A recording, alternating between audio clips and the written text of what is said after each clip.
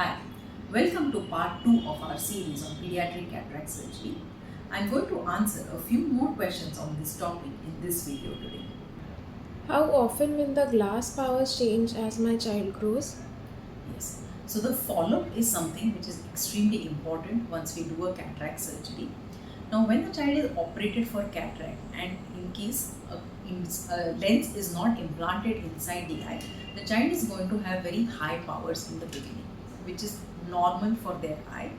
Now, the eyeball grows tremendously in the first 2 years. So, in the first 2 years, we can expect the powers to change every 4 monthly or so. And later on, once a child is say more than 3 or 4 years of age, every 6 monthly to yearly.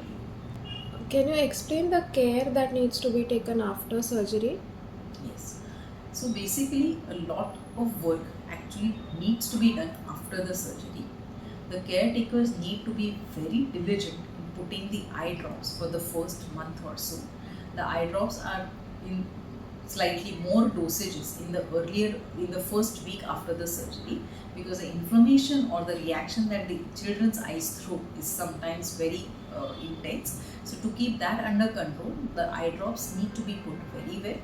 There has to be care has to be taken about the cleanliness, because infection is something that we really don't want, and be very diligent with the follow-ups.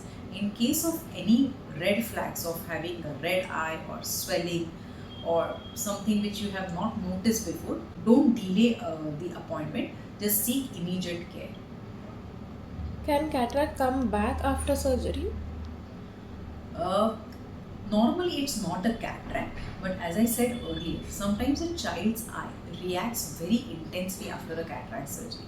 So sometimes we get some membranes. It's a thin coating that actually obstructs the visual axis and can affect vision.